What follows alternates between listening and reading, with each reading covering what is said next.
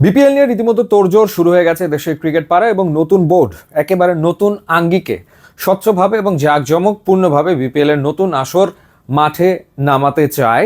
সেই ক্ষেত্রে আলোচনা চলমান, কয়টা দল অংশ নেবে, কয়টা ভেন্যুতে আসলে খেলা হবে, ফ্র্যাঞ্চাইজি আসলে কারা কারা পাচ্ছে, বেশ কয়েকদিন ধরে এগুলো নিয়ে আলোচনা চলমান রয়েছে। এবং আইপিএল আয়োজন করা আইএমজি তারা আসলে থাকছে কি থাকছে না, তারা থাকছে, মার্কেটিংয়ের দিকটা আসলে তারা দেখভাল করবে।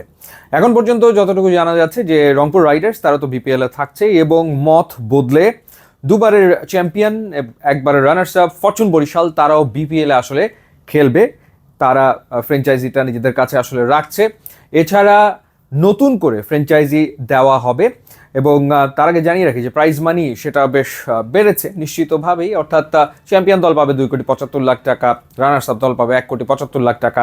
তবে সেই ক্ষেত্রে ফ্র্যাঞ্চাইজি নিতে গেলে 2 কোটি টাকা আসলে বিসিবিকে দিতে হবে এবং এটা 5 বছরের জন্য ফ্র্যাঞ্চাইজিগুলো দেওয়া হবে। প্রত্যেক বছর আবার 15% করে ফ্র্যাঞ্চাইজি ফি বাড়তে থাকবে। 2 কোটি টাকার উপরে প্রত্যেক বছর 15% করে বাড়বে।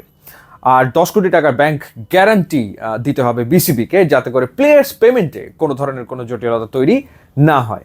এবং একই সাথে যেটা শুনতে পেরেছি যে ফ্র্যাঞ্চাইজি আসলে সেই সব প্রতিষ্ঠান বা কোম্পানিকে দেওয়া হবে যাদের আর্থিক মূল্যমান অন্তত 200 কোটি টাকা, অর্থাৎ কোম্পানি ইভ্যালুয়েশন করলে 200 কোটি টাকার কোম্পানি, তাদেরকে আসলে ফ্র্যাঞ্চাইজি দেওয়া হবে। এখন কথা হচ্ছে যে কুমিল্লা ফ্র্যাঞ্চাইজিকে দেওয়া হচ্ছে কিনা, বা নোয়াখালী ফ্র্যাঞ্চাইজি দেওয়া হচ্ছে কিনা, ময়মনসিংহ ফ্র্যাঞ্চাইজি দেওয়া হচ্ছে কিনা, আগ্রহ প্রকাশ করেছে। যেমন কুমিল্লা ফ্র্যাঞ্চাইজির ব্যাপারে আগ্রহ প্রকাশ করেছে 10-12 স্পোর্টস ম্যানেজমেন্ট কোম্পানি।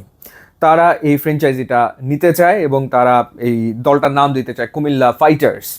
এরপর নোয়াখালী ফ্র্যাঞ্চাইজির ব্যাপারে আগ্রহ রয়েছে সায়ান গ্লোবালস নামের একটা প্রতিষ্ঠানের, যুক্তরাজ্য ভিত্তিক, লন্ডন ভিত্তিক একটা প্রতিষ্ঠান। তারা নোয়াখালী রয়্যালস নামে এই দলটা তারা আসলে নিতে চায়।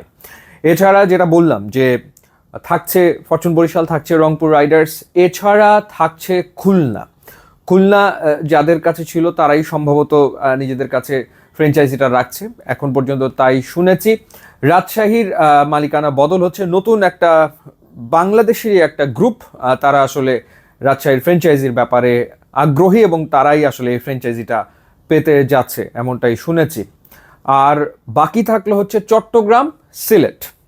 যেভাবে করে যুক্তরাজ্য ভিত্তিক একটা প্রতিষ্ঠান তারা নোয়াখালী রয়্যালস নামে নোয়াখালীর ফ্র্যাঞ্চাইজি নিতে চায়, ঠিক একই রকমভাবে সিলেট ফ্র্যাঞ্চাইজির ব্যাপারেও আগ্রহ রয়েছে এই লন্ডন ভিত্তিক ব্যবসা প্রতিষ্ঠানের, দুটো ব্যবসা প্রতিষ্ঠানের।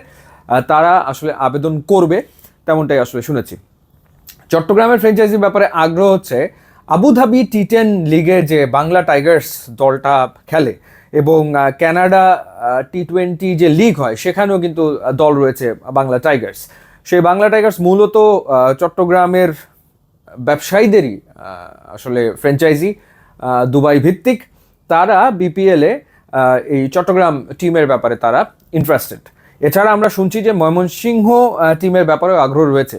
তো সেই ক্ষেত্রে দল কমিয়ে আনার বদলে এখন তো দেখা যাচ্ছে দল আসলে বাড়তে পারে। তবে শেষমেশ যেটা হতে পারে যে 6 দলের বিপিএল হওয়ার সম্ভাবনাই আসলে বেশি এবং ভেন্যু একটা বাড়বে। রাজশাহীতে বিপিএল হওয়ার চান্স রয়েছে, ঢাকা, চিটাগং, সিলেটের পাশাপাশি।